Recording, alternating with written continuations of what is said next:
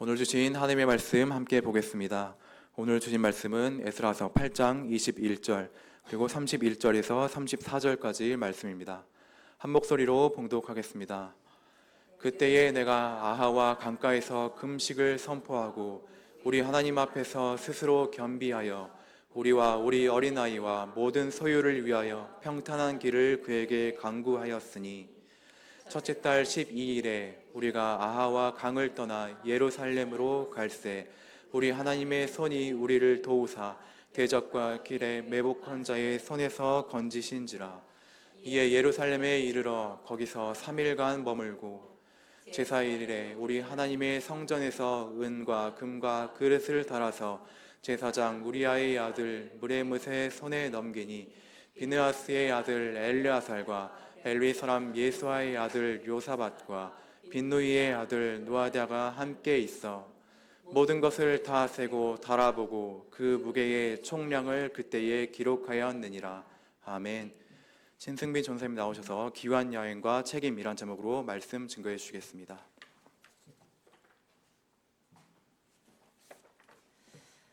오늘은 에스라 8장 말씀을 함께 나누도록 하겠습니다.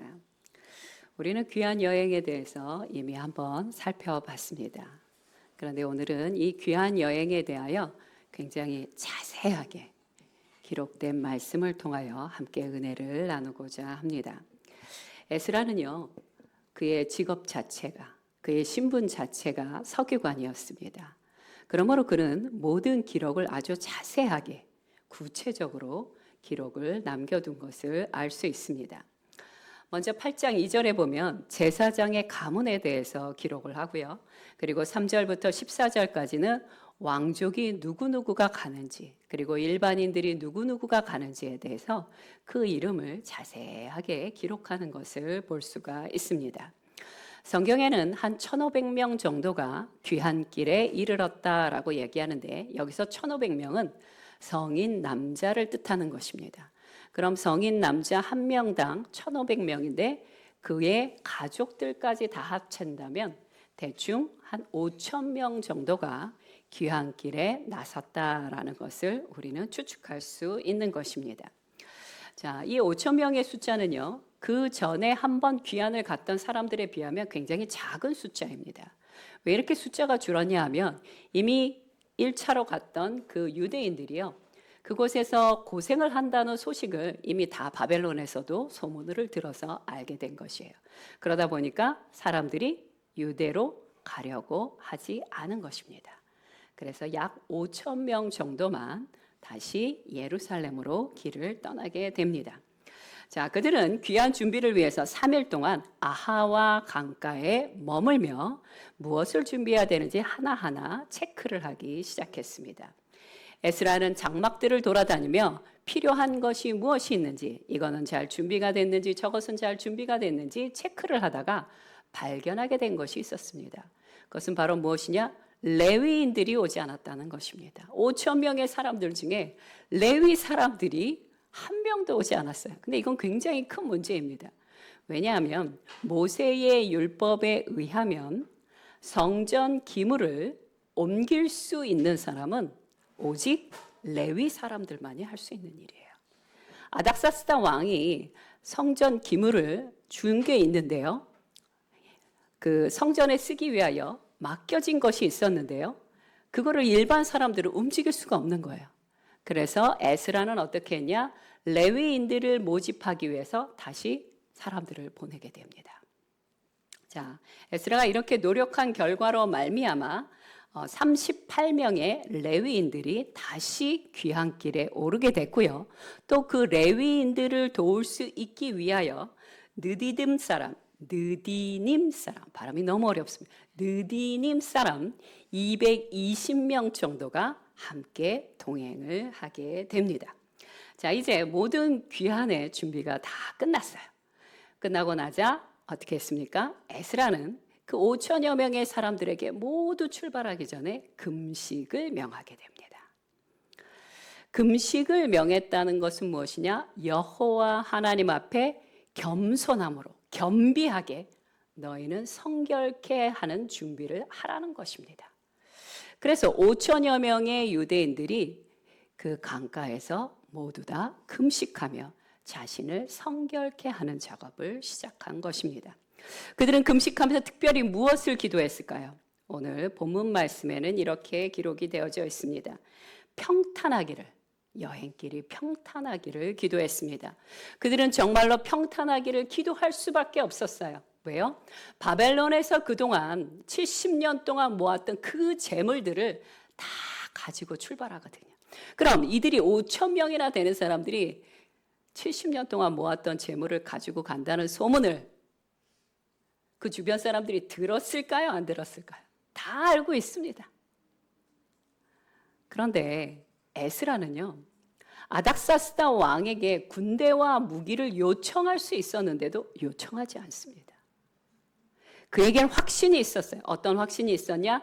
여호와 하나님께서 광야에서 자신들을 도와줄 것이라는 확신을 갖고 있었습니다. 그래서 왕 앞에서 당당히 얘기했거든요. 아닙니다. 필요 없습니다. 그러나 믿음의 고백은 고백인 거고 기도는 기도인 것입니다. 아마도 에스라는 간절히 하나님 앞에 기도했을 것이고 나머지 사람들도 간절히 기도했을 것이에요. 소유물만 중요합니까? 아니요. 어린아이도 있었고요. 노인도 있었고요. 연약한 여인들도 있었을 것입니다. 그러므로 그들에게 가장 중요한 것은 하나님의 돌보심과 인도하심이 가장 필요했던 것입니다. 에스라의 고백처럼 에스라 8장 22절에 길에서 적군을 막고 우리를 도울 보병과 마병을 왕에게 구하기를 부끄러워하였다라고 얘기합니다. 여기서 부끄러워하였다는 것은 그것까지 강구할 수는 없었다는 것이에요. 능력의 하나님을 믿는 사람으로서 그것은 여호와 하나님께서 지켜주실 것입니다 라는 믿음의 선포를 하게 됐다는 것입니다. 자, 에스라는 무엇을 바라본 것입니까? 오직 여호와 하나님만을 바라본 것이에요. 여러분, 내가 무엇을 바라보고 있느냐는 굉장히 중요합니다. 백설공주에 나오는 못된 여왕을 알고 계실 것입니다. 모르는 사람 없어요. 다 알고 있습니다. 자, 이 여왕이 아름다운 여인이었을까요? 아니면 그렇지 않았을까요? 모두 다 여러분의 예측한 대로 이 여왕은 굉장히 아름다운 여인이었을 거예요. 아마 전 세계에서 가장 자기가 아름답다라는 그 자부심, 자신감이 있을 정도로 굉장히 아름다운 여인이었을 것이에요. 그러니까 맨날 거울에게 물어봤겠죠? 거울아, 거울아, 세상에서 누가 제일 예쁘니? 그러니 거울이 뭐라고 대답을 하죠? 네, 여왕님이 세상에서 가장 아름답습니다. 근데 어느 날 이 눈치 없는 거울이 드디어 이런 말을 하기 시작했어요. 아닙니다. 백설공주가 세상에서 가장 아름답습니다. 그 말을 듣자마자 이 여왕은 어떻게 변하기 시작했어요? 여러분, 애니메이션 보면 다 알겠지만 그 이후에 나타나는 여왕의 모습은 몹시 추악한 마녀의 얼굴로 등장하는 것을 볼 수가 있습니다. 왜 그렇게 등장하기 시작했을까요? 아마도 그 아름다웠던 여왕은요, 배신감, 백설공주에 대한 시기와 질투, 자기 안에 일그러진 그 자아의 모습, 그 독이 뚝뚝 떨어지는 그 자아의 모습에 감염이 돼요. 독이 물이 들어 어떻게 됐어요? 추악한 마녀의 얼굴로 변해가게 된 것이에요. 날마다 그것을 묵상한 것입니다. 자신의 죄악을, 자신의 일그러진 모습을, 탐욕을. 그렇게 될 때 그 얼굴과 삶이 일그러지게 되는 것입니다. 자, 이 백설공주의 원문에 보면요, 이 마녀 여왕이 어떻게 죽는지 아십니까? 저는 갑자기 설교 본문을 준비하다 그게 굉장히 궁금해졌습니다.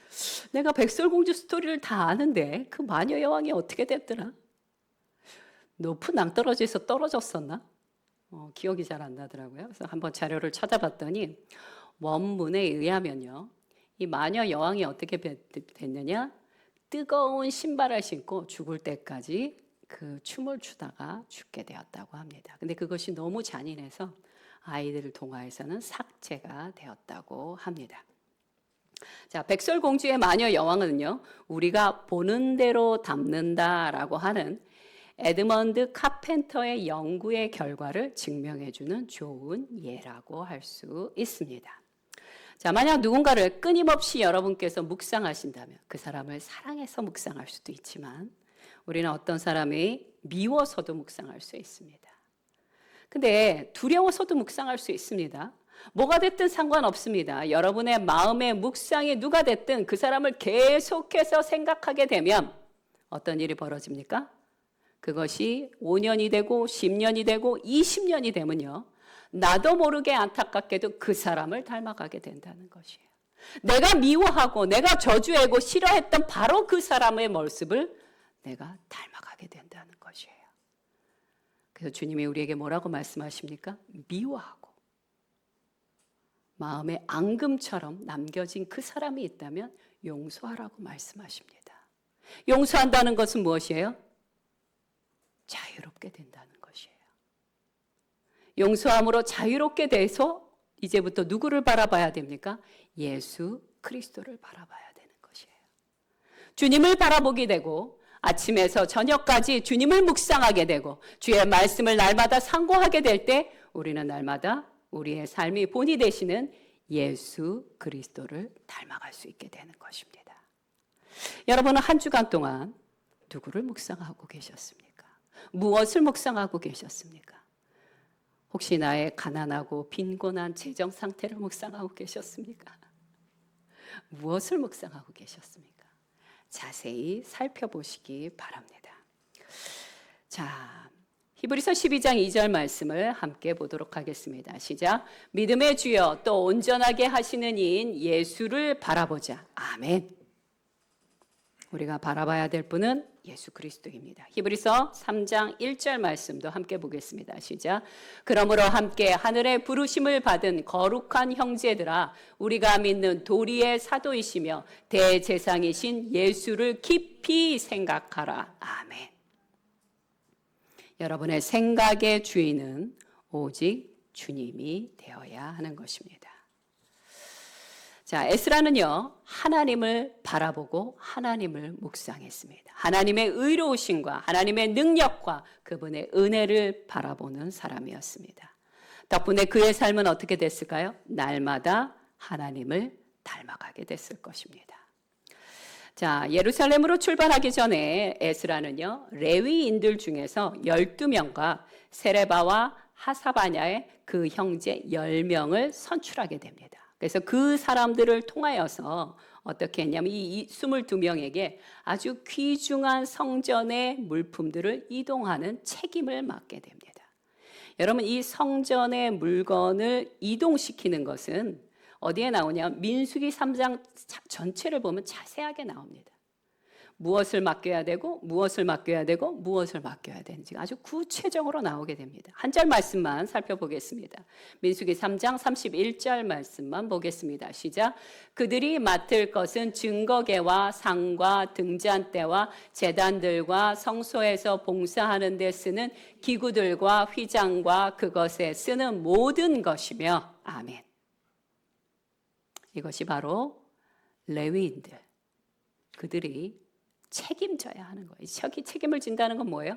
그것을 내가 받은 순간 예루살렘에 도착해서 그것을 다시 예루살렘의 성전에 놓는 그때까지 그 모든 일들은 다 이들이 책임져야 하는 것이에요.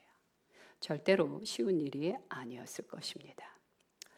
자, 에스라는요, 마치 회계사가 기명들의 품목과 무게와 가치를 기록하듯이 세세하게 기록을 남겨둡니다.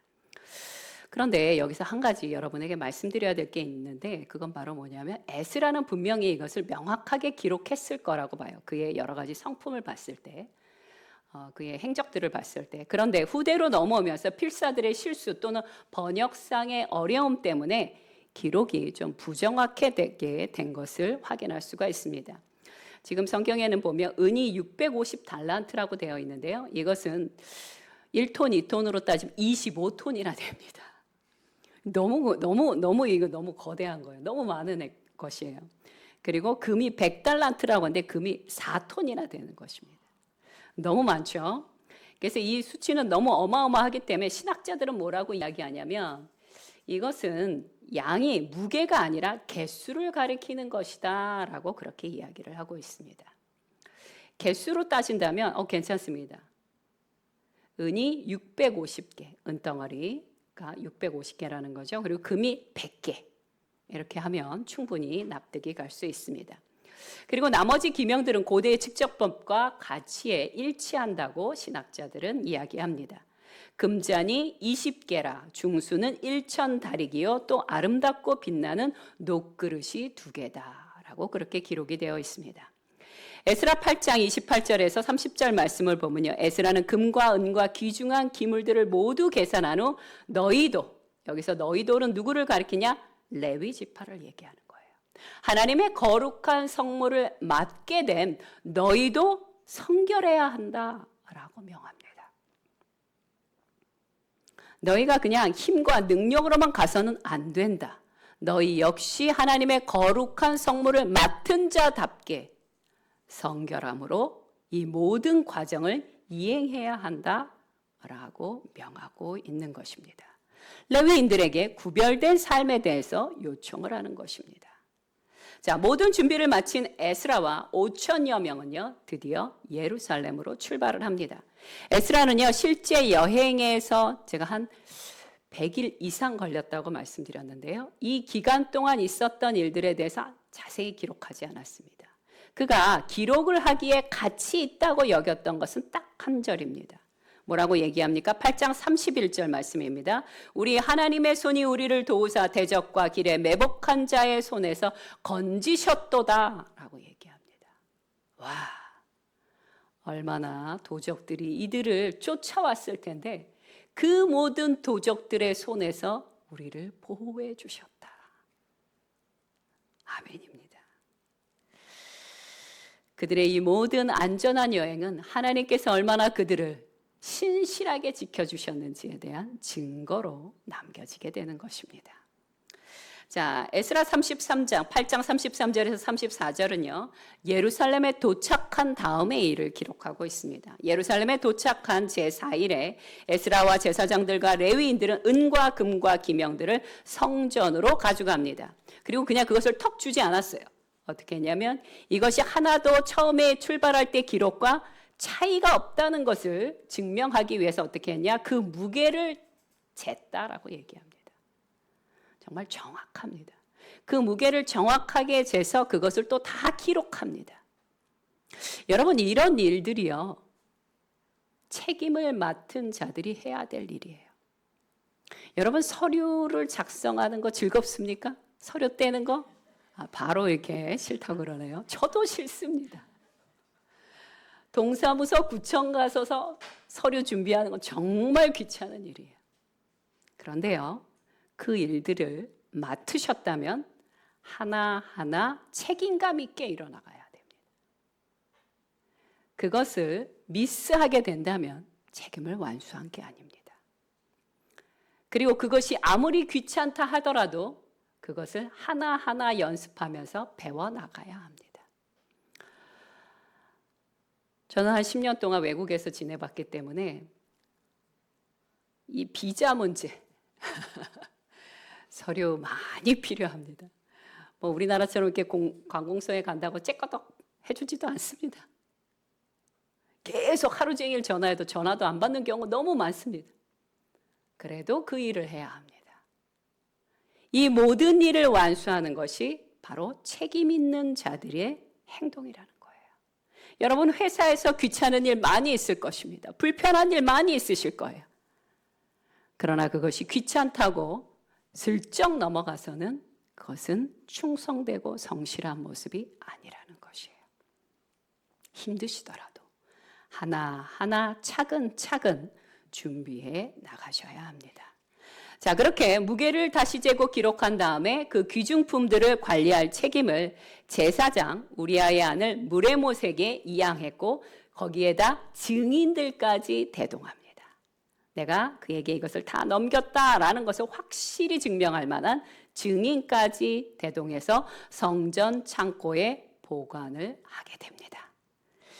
에스라는 그 기록을 다음과 같이 강조했습니다. 모든 것을 다 계수하고 달아보고 그 중수를 책에 기록하였느니라. 아멘. 우리는 어느 단체, 어느 교회, 어디를 가든지 회개와 서기를 맡는 분들을 볼 수 있습니다. 저는 그분들을 정말 존경해요. 저도 그런 일 하는 거 좋아하지 않는 사람이기 때문에. 그런 분들은요, 그 일을 통해서 많은 사람들에게 칭찬을 받습니까? 아니요, 칭찬 못 받아요. 저는 회개가 칭찬받는 경우를 거의 못 봤습니다. 회비 걷는 거 욕먹는 일이에요. 안 주면 달라고 쫓아가서 얘기하는 거 욕먹는 일이에요. 욕먹기 싫어서 회개가 그 일을 안 하면 어떤 일이 벌어질까요? 빵꾸가 납니다.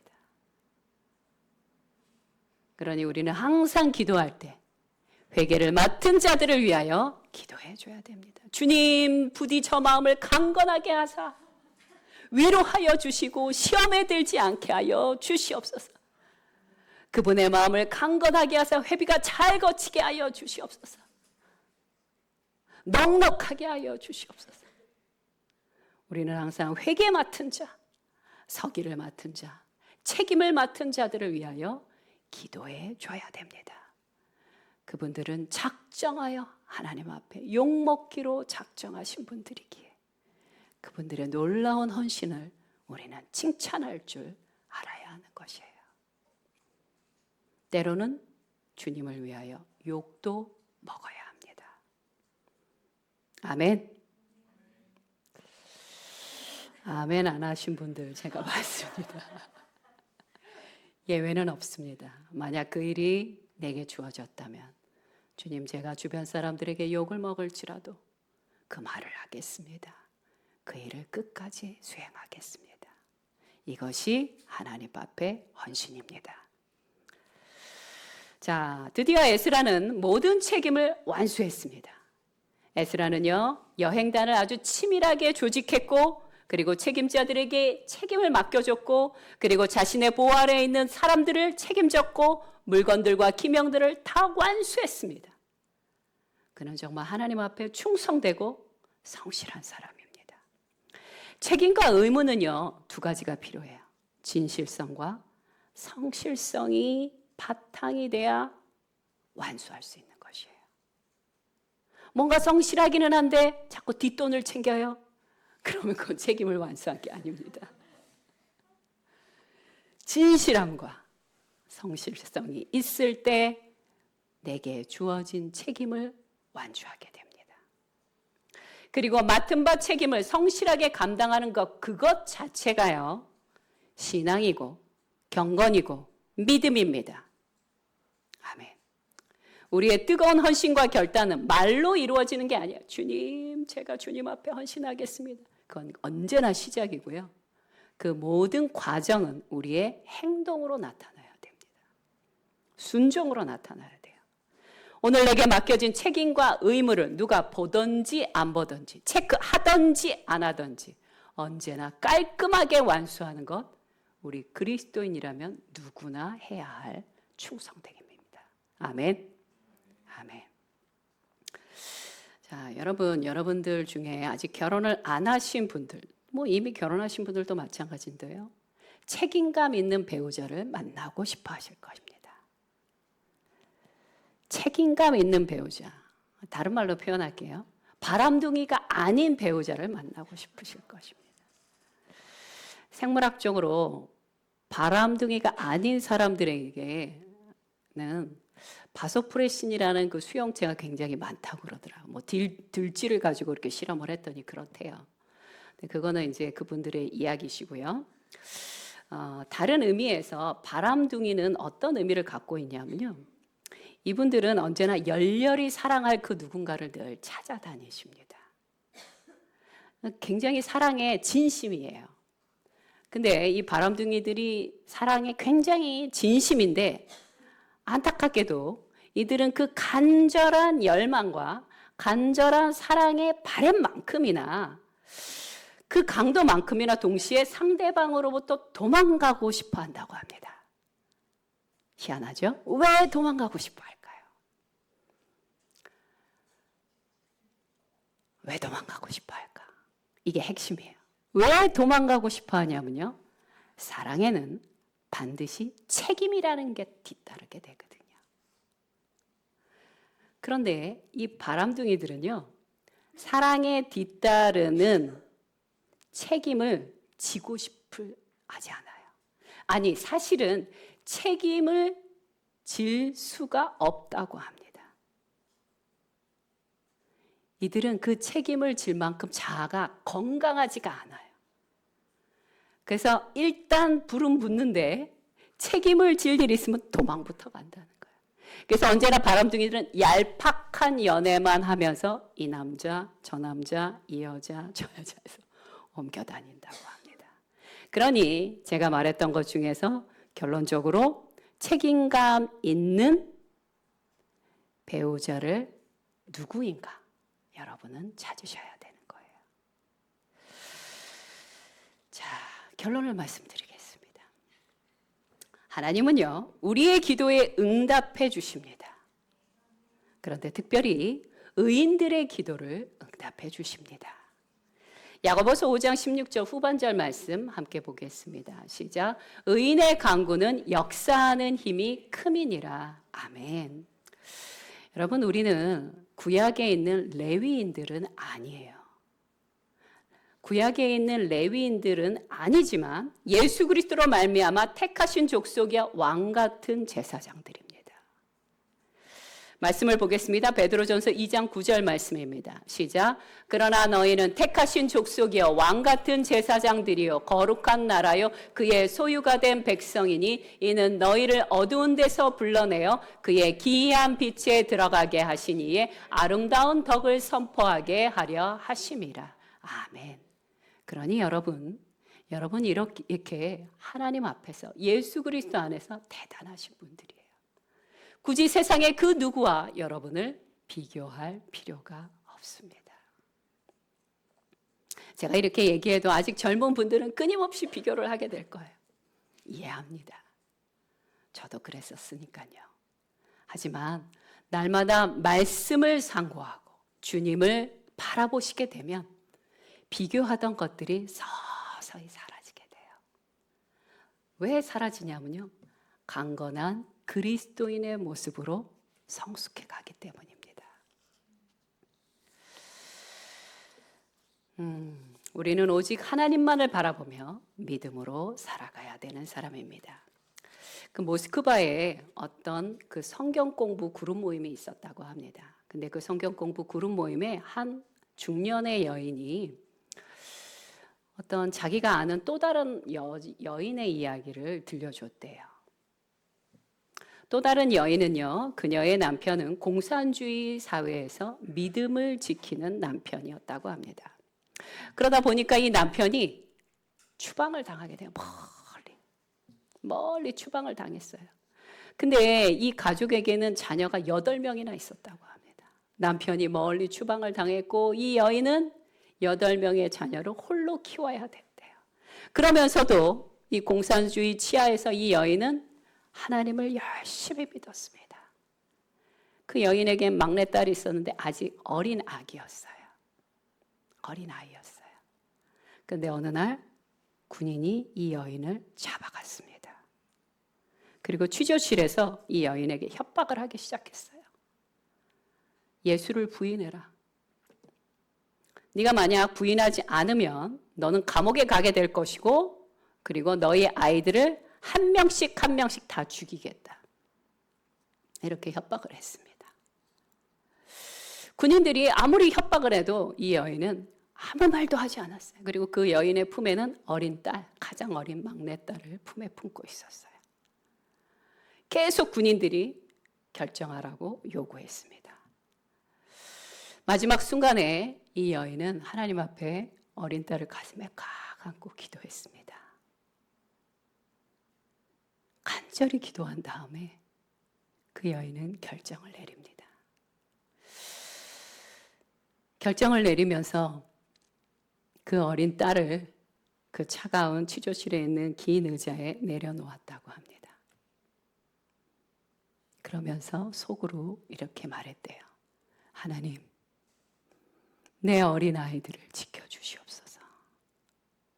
저는 주님을 도무지 부인할 수가 없습니다. 그 여인은 그렇게 기도를 하고 군인들의 손에 이끌려 감옥에 들어갔다고 합니다. 그리고 나서 여러 해가 지났어요. 이 여인이 감옥에서 드디어 석방이 됐습니다. 이 여인은 감옥에서 석방이 되자마자 바로 집으로 달려갔어요. 이 여인이 석방됐다는 소식을 듣자 그 집안 현관에서부터 어린 딸이 막 뛰어나왔어요. 그리고 그 여인의 품에 꽉 안겼습니다. 이렇게 이야기를 해주던 그 여인, 중년의 여인이 이렇게 말했습니다. 여러분, 그 또 다른 여인의 품에 안겼던 그 어린아이가 바로 저입니다. 감옥에 가셨던 그 여인은 제 어머니입니다. 놀랍게도 그 8명의 아이들은요, 그리스도인으로 잘 자랐다고 합니다.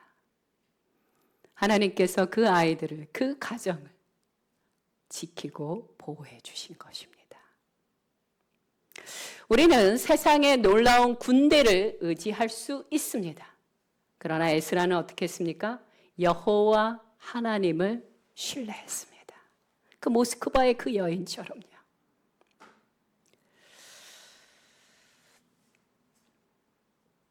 우리의 모든 삶의 결정들을 내릴 때 가장 중요한 이유가 있어야 됩니다. 그 이유는 언제나 여호와 하나님이 되시기를 저는 간절히 바랍니다. 돈 때문도 아니고 그 무엇 때문도 아니고 오직 여호와 하나님 때문에 오늘의 이 하루의 결정을 내리는 중요한 키가 되기를 간절히 바랄 뿐입니다. 물론 우리는 언제라도 하나님이 아닌 다른 것을 묵상할 수도 있고요. 그리고 내 중요한 결정의 요인으로 만들 수도 있습니다. 그리고 충분히 변명해도 괜찮습니다. 제가 이렇기 때문에 이럴 수밖에 없었습니다. 충분히 이해합니다. 저도 만약 그 모스크바에 있는 그 여인처럼 내 아이들을 두고 감옥에 가느냐 마느냐 결정하는 그 상황에 놓인다면 저는 장담 못할 것 같습니다. 그 상황이 돼봐야 할 것 같습니다. 내 마음이 어떻게 흔들릴지 저는 잘 모르겠습니다. 그러나 부디 바라기는 그 순간에 믿음의 결정을 내리기를 저는 기도할 뿐입니다. 어떤 어려움 속에서도 자신에게 맡겨진 일들을 성실하게 끝맺음하는 것, 믿음의 삶을 끝맺음하는 것, 그것은 하나님께서 우리에게 요구하시는 일입니다. 하나님께 향한 믿음의 행보를 선택하는 것, 바로 그런 사람들이 세상이 감당치 못하는 사람들입니다. 히브리서 11장 38절에서 39절 말씀만 함께 보겠습니다. 시작. 이런 사람은 세상이 감당하지 못하느니라. 그들이 광야와 산과 동굴과 도굴에 유리하였느니라. 이 사람들은 다 믿음으로 말미암아 증거를 받았으나 약속된 것을 받지 못하였으니. 아멘. 내 마음의 동기와 태도를 오늘 자세히 들여다보시기 바랍니다. 만약 주님이 아니라 다른 것 때문에 계속 내 마음이 흔들리고 계셨다면 오늘 그 기준을 명확히 잡는 시간 되시길 바랍니다. 함께 기도하겠습니다.